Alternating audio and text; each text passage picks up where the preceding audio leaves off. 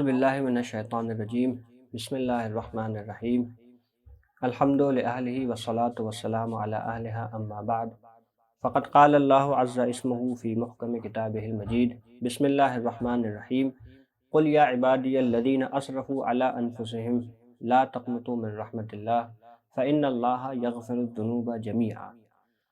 ارشاد اقدس ہو رہا ہے کہ اے نبی میرے ان بندوں سے کہہ دیجئے کہ جنہوں نے اپنے نفسوں کو گناہ میں ملوث کر لیا ہے، جنہوں نے اپنے نفسوں کے اوپر زیادتی کی ہے، کہ وہ اللہ کی رحمت سے مایوس نہ ہوں۔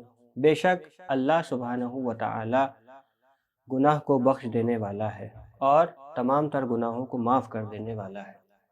عزیزان گرامی، انسان جب کبھی گناہ کرتا ہے تو وہ یہ تصور کرتا ہے کہ کہیں نہ کہیں اس سے ایسے گناہ سرزد ہو جایا کرتے ہیں کہ جو غیظ و غضب الہی کا باعث بنا کرتے ہیں۔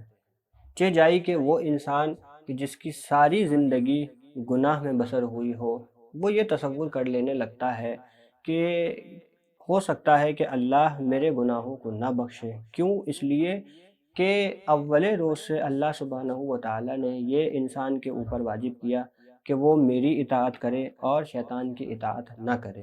لیکن کوئی انسان جس نے ساری زندگی شیطان کی اطاعت کی ہو، تو کیا ممکن ہے کہ اللہ اس انسان کی گناہ، اس انسان کی توبہ کو قبول کر لے؟ ہاں، بے شک بالکل ممکن ہے کہ اللہ ایسے انسان کی توبہ کو بھی قبول کر سکتا ہے۔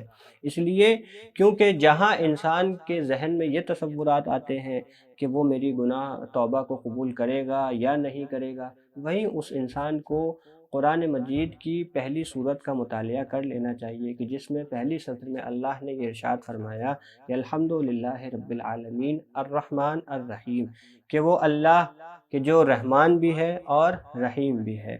وہ اس کی رحمت اتنی زیادہ ہے کہ وہ یہ نہیں دیکھتا کہ اس کا بندہ کتنا گنہگار ہے اور کتنا گنہگار نہیں ہے۔ ہاں، بس وہ یہ دیکھتا ہے تو نیتوں کو دیکھتا ہے کہ اس نے بندے نے اپنے پروردگار کی بارگاہ میں کتنے خلوص کے ساتھ اللہ کی توبہ کی ہے۔ وہیں پروردگار عالم دوسری جگہ یہ ارشاد فرماتا ہے کہ وعد اللہ الذین آمنوا وعملوا الصالحات لہم مغفرۃ واجر کریم، کہ اللہ کا یہ وعدہ ہے ان لوگوں سے کہ جو ایمان لے کر آئے اور عمل صالح انجام دیا، اللہ ان کی مغفرت بھی قبول کرے گا اور ان کے لیے اجر کریم بھی ہے۔ یہ اس وقت ہو سکتا ہے کہ جب ہم اللہ کے اوپر صدق دل سے ایمان لے کر آئیں اور وہ گناہ جو ہم انجام دے چکے ہیں اسے ترک کریں اور اعمال صالحہ کو انجام دیں۔ وہیں تاریخ میں ایک ایسا واقعہ بھی ملتا ہے کہ جس واقعے کو سننے کے بعد آپ کو اور مجھے اس واقعے سے عبرت لینی چاہیے۔ کیوں؟ اس لیے کہ اکثر انسان یہ سوچنے لگتا ہے کہ شاید کہ اس کے گناہ بہت زیادہ ہیں، شاید کہ اللہ میرے گناہ کو نہ بخشے۔ لیکن جہاں تاریخ میں ایسے واقعات بھی ملتے ہیں کہ جو بڑے سے بڑے گناہ کو بھی اللہ نے صدق دل سے کی ہوئی توبہ کے نتیجے میں بخش دیا ہے۔ رسول گرامی تشریف فرما تھے، اپنے اصحاب کے درمیان میں ایک شخص آیا کہ جو بہت گریہ و زاری کر رہا تھا، رو رہا تھا، دہاڑے مار رہا تھا۔ سارے اصحاب اس شخص کی طرف متوجہ ہوئے، پوچھا کہ اے شخص، اے مومن، کیا ہوا؟ آخر تو اتنا گریہ کیوں کر رہا ہے؟ لیکن اس شخص نے کوئی جواب نہیں دیا۔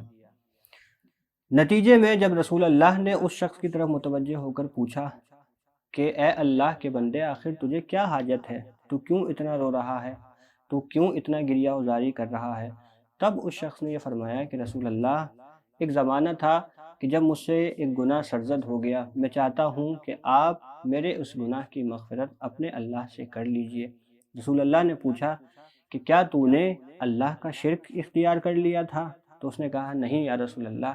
رسول اللہ نے دوبارہ پوچھا کہ کیا تو نے کسی مومن بندے کو قتل کر دیا تھا؟ تو اس نے کہا نہیں یا رسول اللہ، میں نے نہ شرک اختیار کیا نہ کسی مومن بندے کو ناحق قتل کیا۔ تب رسول اللہ نے مخاطب ہو کر اس شخص سے یہ پوچھا تو پھر آخر تیرا ایسا کون سا گناہ ہے کہ جو تو اتنا پریشان ہے، اتنا گریہ و زاری کر رہا ہے کہ جس کی مغفرت تو مجھ سے طلب کروا رہا ہے؟ تب اس شخص نے یہ کہا کہ رسول اللہ، ایک زمانہ تھا کہ جب میں اپنے گاؤں میں رہا کرتا تھا اور وہاں پر ایک میدان تھا کہ جہاں لوگ اپنے مردوں کو دفنایا کرتے تھے۔ لوگ جب اپنے مردوں کو دفنا کر چلے جایا کرتے تھے تو میں جاتا تھا اور قبر کو دوبارہ سے کھولا کرتا تھا اور اس میت کے اوپر لپٹے ہوئے کفن کو نوچ لیا کرتا تھا اور اگلے دن اس کفن کو بازار میں جا کر بیچ دیا کرتا تھا۔ رسول اللہ نے خدا کے پوچھا کہ کیا بس تیرا گناہ اتنا ہی ہے؟ تو اس نے کہا کہ نہیں یا رسول اللہ، میرا گناہ اس سے کہیں زیادہ بالا تر ہے۔ اس نے بتایا کہ ایک دن ایسا ہی ہوا کہ ایک جماعت اپنے خاندان کی کسی ایک کنیز کو، اپنے خاندان کی کسی ایک خاتون کو دفنانے کے لیے آئی اور اس نے دفنایا اور دفنا کر چلی گئی۔ میرا جس طرح کا معمول تھا، میں وہاں گیا اور میں نے نبش قبر کی، اس میت کو باہر نکالا، اس میت سے کفن کو جدا کیا۔ جب میں کفن کو جدا کر کر جانے لگا تب میرے اندر شیطان نے وسواس پیدا کیا اور میں نے وہ کام کر دیا کہ جو مجھے نہیں کرنا چاہیے تھا۔ اتنا سننا تھا کہ رسول اللہ نے اس شخص سے منہ پھیر لیا اور کہا کہ جا تجھے اللہ ہی بخشے گا۔ اتنا سننا تھا کہ وہ شخص رسول اللہ کی بارگاہ سے باہر نکلا۔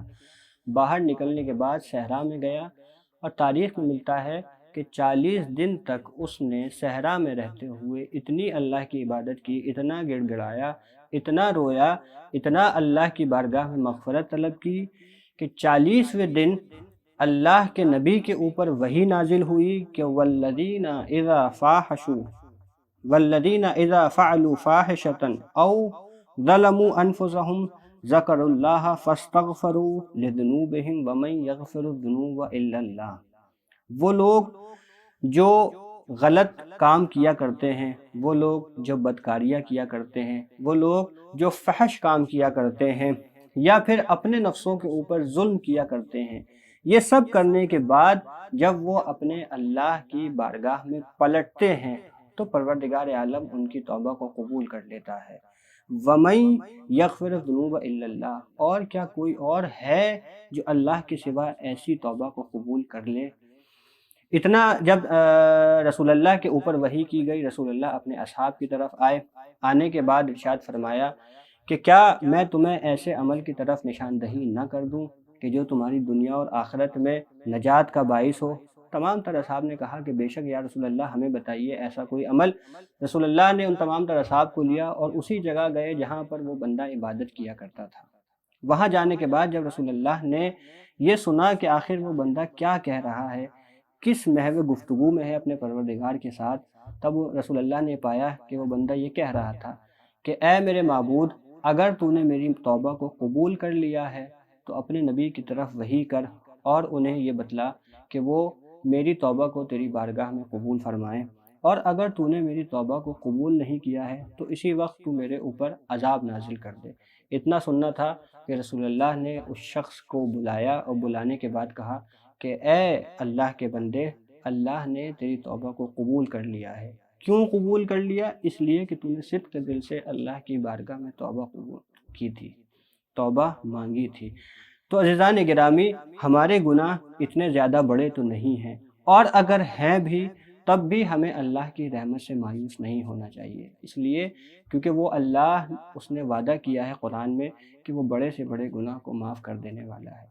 میں دعا کرتا ہوں اس ماہ مبارک میں کہ ہم اور آپ انشاءاللہ اس ماہ مبارک کے آخر ہونے تک ہم اپنے گناہوں سے اپنے آپ کو آزاد کر لیں گے۔ والحمدللہ رب العالمین۔